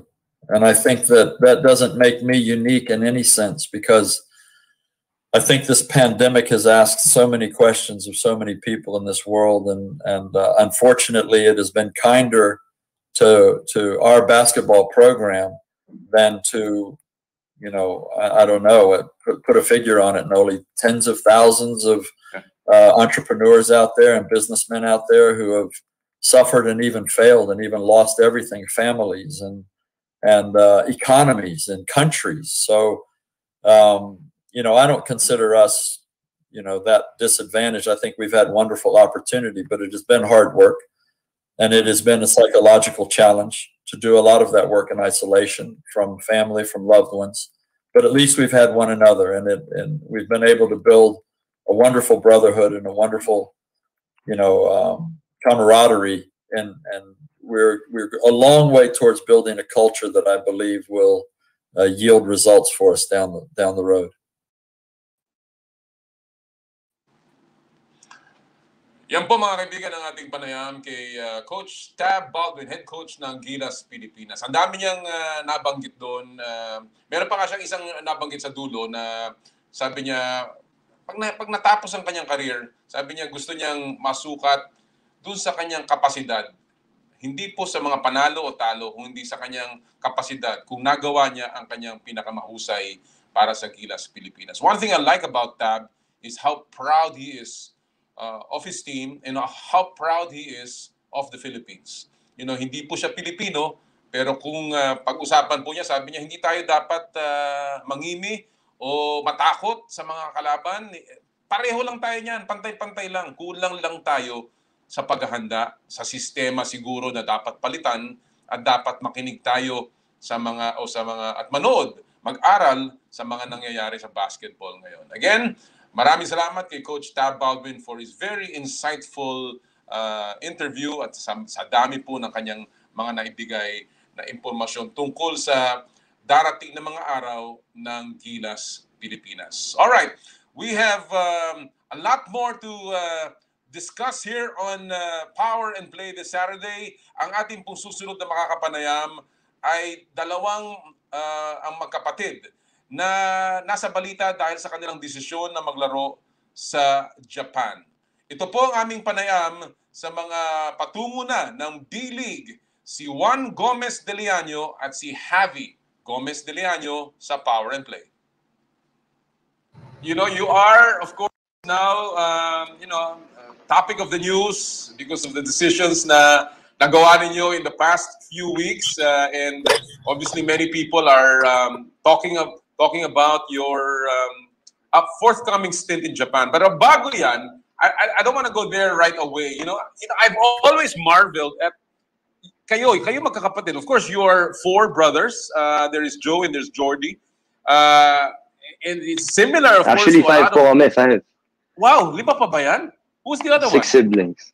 1 girl, 5 boys, 1 girl. 5 boys, my goodness. So it's really a first 5.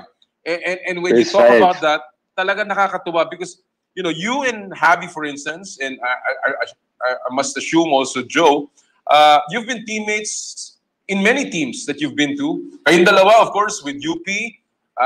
You also played together in Gilas. Yes, sir. Let me ask you very, very quickly lang.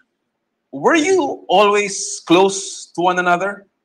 Unahin kita siguro, Javi, being the older one. Yes, yes, sir. Like what you said, that's correct. We're always teammates growing up. Well, mostly kaming tatlo, kasi si Jordy is like 4 years younger than 1. So siya yung na-separate sa amin tatlo. Pero nga, like, with Joe and Juan, it was really a big factor. It made us even closer since we're always together at home, tapos sa school rin and everywhere. Lagi kami magkasama. And yeah. Ano yun? Was that one parang kumbaga were you forced by your parents, just to bond together really because you're going to be playing basketball together? Ano ba yan? Talagang typically ba you talk about basketball all day? Not really. It was just luckily the 4 of us have the same interests in life, so we like doing things together, and nasama na rin dun yung basketball. So very good. It just happened naturally. All right. One, wala bang sibling rivalry? Kahit pa paano, growing up, meron bang favorite ang mommy o daddy? Siguro from Nolly, wala naman po. Equal naman po kami lahat. I could tell you that we were very competitive growing up. As Javi said, actually we go way back at Ateneo grade school pa lang. I was on my 2nd grade, Javi was on his 3rd grade. Since then, we were consistent student athletes, nag-varsity kami.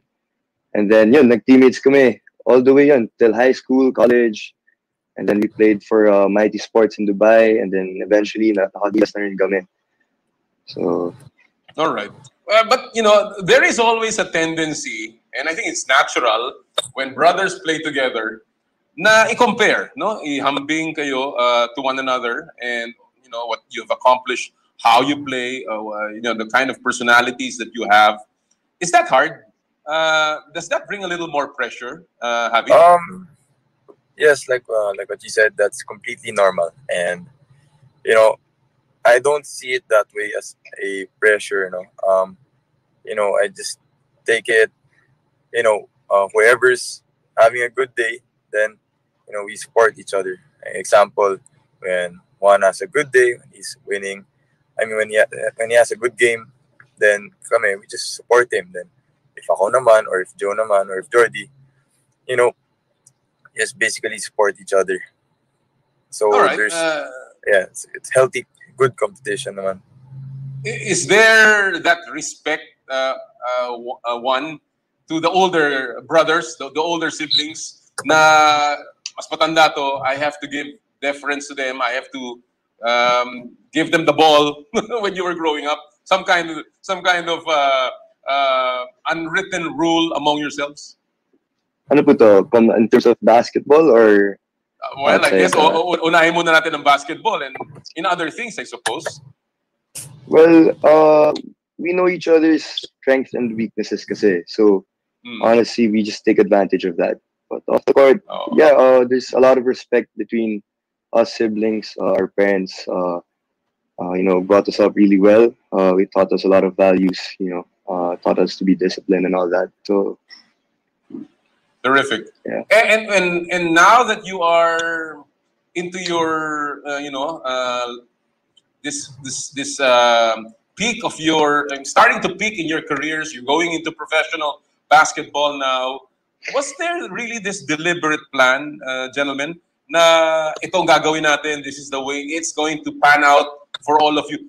Just very similar to how LeVar Ball planned his children's careers, di ba? Si Lonzo, si Lamelo, and LeAngelo. Ganun ba yun? Was there some kind of a deliberate plan that you were following, Javi? I think on our end, we did not play basketball, just to get scholarships in high school and college. We played basketball because, we saw it as a opening to our career. So, so whenever we play basketball, iniisip namin na ito na yung panghanap buhay namin. So, really, we try to work hard every day and get better. Mm-hmm. Is that the same thing? Juan, para sa'yo, this was really just, kumbaga, this was never planned. Even this going to Gilas, this going to Japan, maybe a year ago, wala naman to sa lamesa? Wasn't planned, I'd say, during the beginning. It just came naturally, as what Javi said, yung passion namin for the sport itself really came naturally. And, we fell in love with it. And then, patuloy-tuloy na yun. We were having fun playing the game, together as family.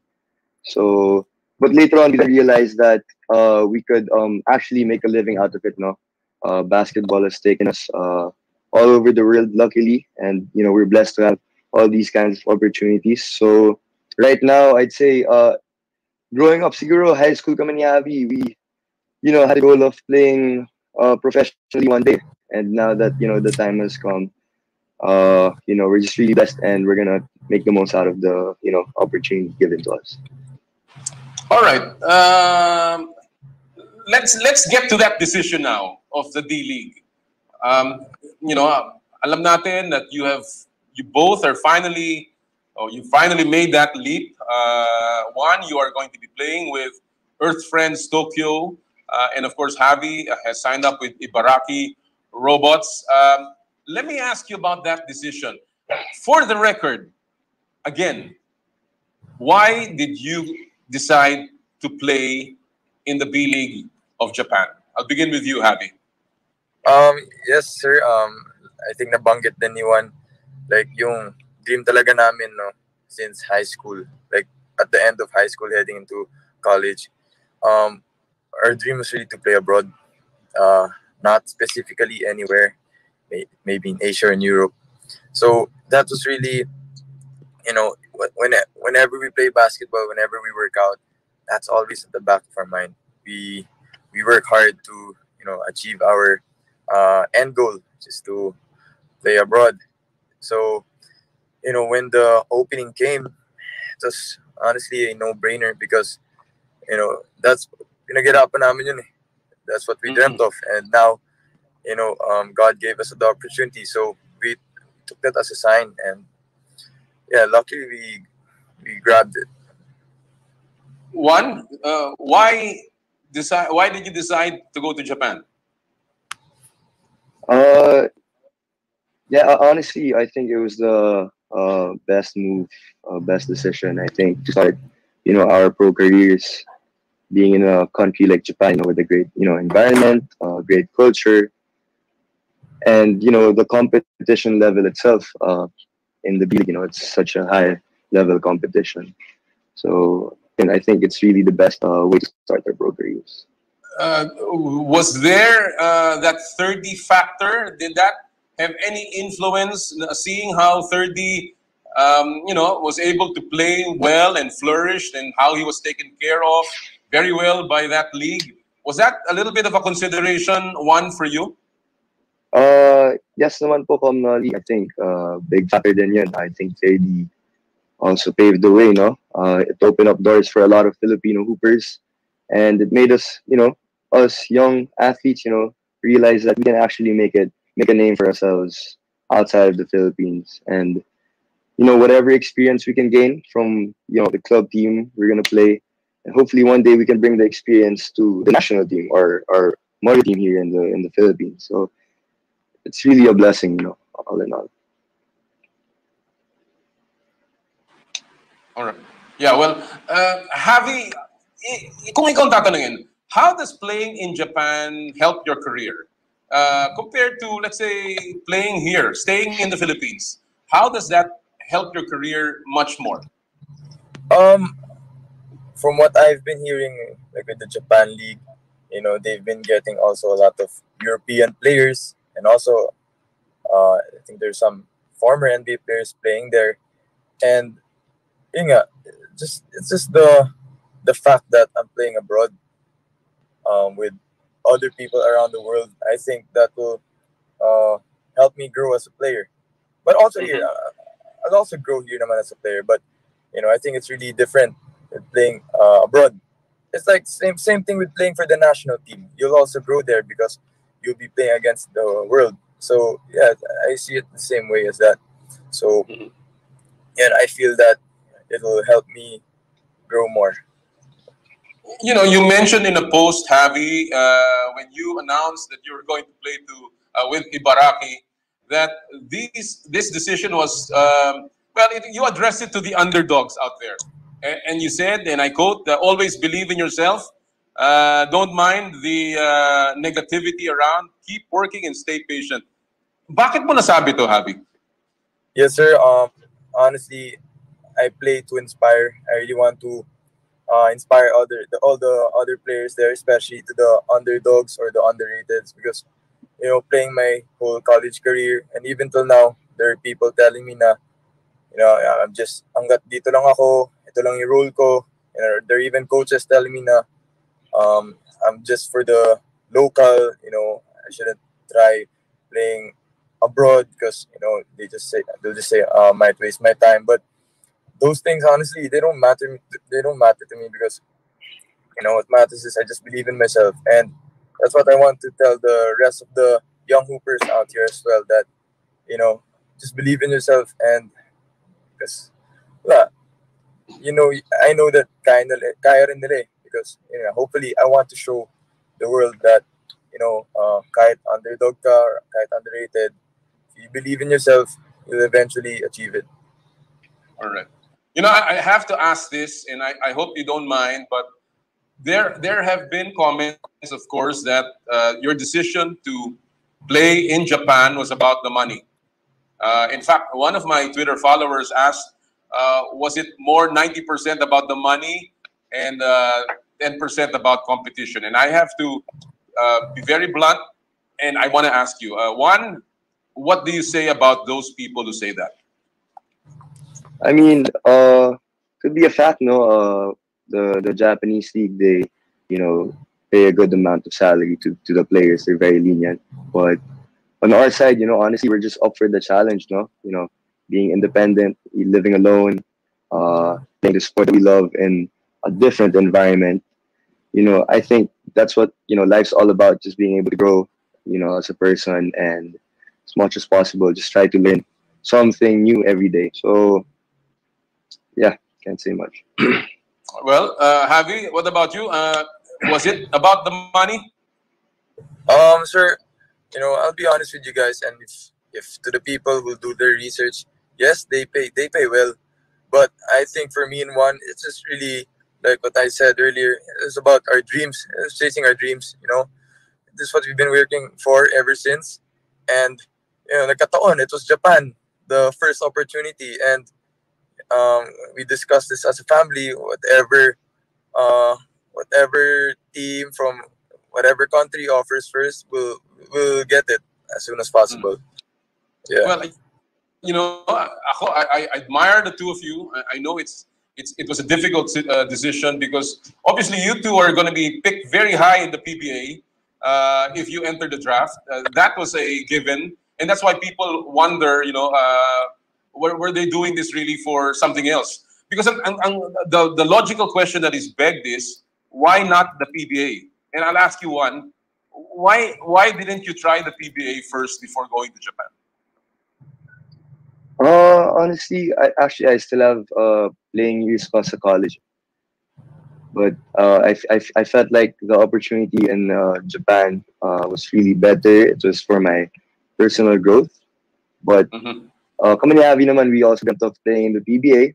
Hopefully one day makarating din kami dyan. We have a lot of idols there, and we respect the league so much. We grew up here in the Philippines. We grew up watching PBA, but as of now, kasi Comnoli, I'll be honest, I think the opportunity talaga was really a no-brainer for us, and it was a blessing. Javi, are you concerned about this possible, ban or sanction by the PBA, as it is rumored? Ang sinasabi nila, there might be a 2-year period or window that you will only be allowed, or maybe even less. Are you concerned about that at all? Yes, sir. I'm aware of that, but on my end, I always tell myself, as much as possible, I really want to work hard, to play abroad. So as a athlete, that's my mindset, to play abroad as much as kung hanggat saan kaya, whatever God has planned for me, and hopefully I want to play long abroad. Pero let's say if I get a band in the future, I really don't know. Only time can tell. All right. Well, same question. One. Let's say it's a 2-year window that you're only allowed. Are you concerned na kailangan kang bumalik? Do you think that this is this is a rule that maybe should be revisited by the PBA? Yes, Kamnali, hopefully, no. Sana they change it in the near future. But, at the end of the day, this is just for, personal growth. Javi said, we're just trying to maximize our full potential, not just as a player, but, as a person, no? So, yeah. Well, kagaya na sinabi mo, you do have plans of joining the PBA. So I think that should be a silver lining, a lot of work to do, a lot of work to do. Exactly. And when you come back, obviously you'll be better players. So ang magbebenepisyo nito will still at the end of the day be Philippine basketball. Now, let me go now to Japan, because now that you're facing this new adventure, this new journey, this new chapter in your careers, what excites you about living or working in Japan? The two of you. I'll start with you, Javi.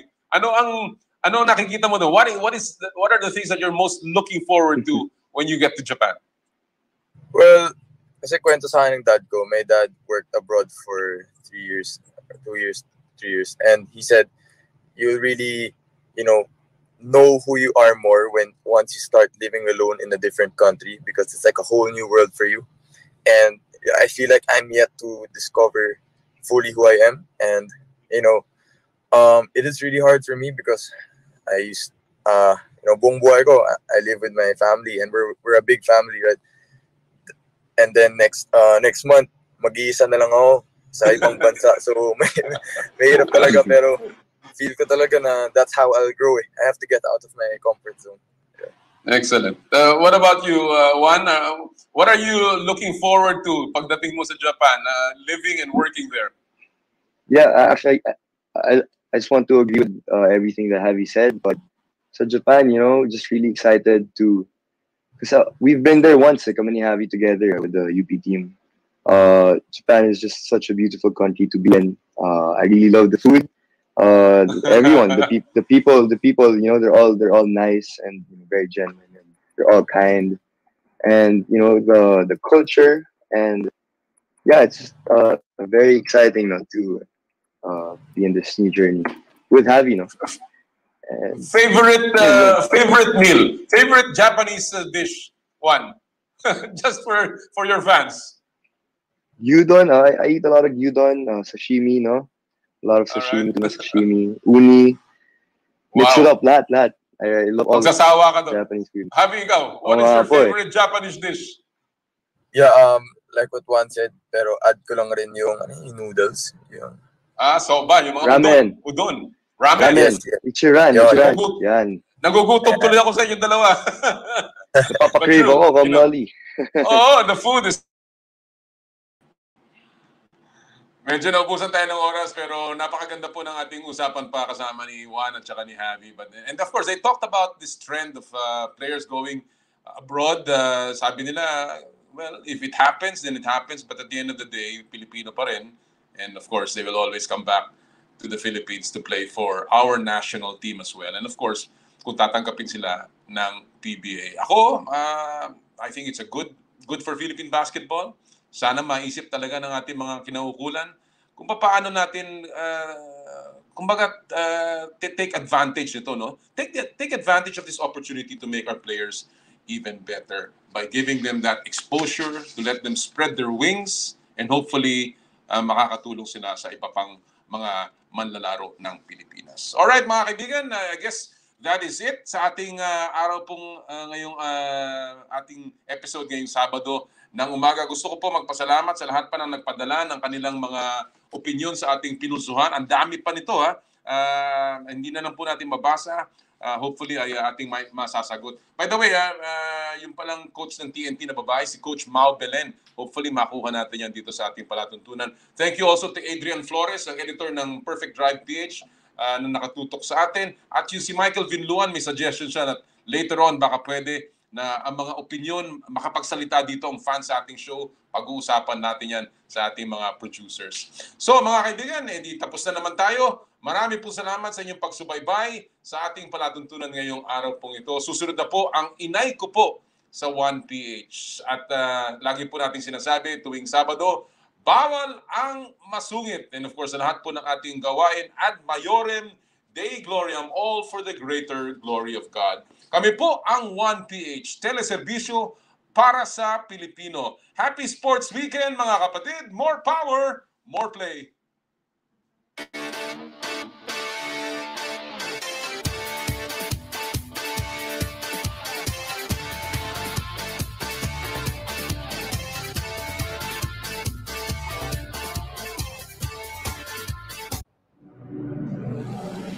Welcome to the Giga Life.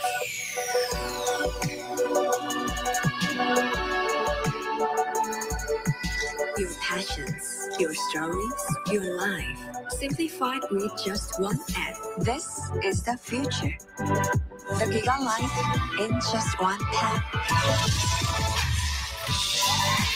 Experience more Giga moments when you make the smart choice. With the Philippines' fastest mobile data network. How do I know it's the one? Simple, smart, ako.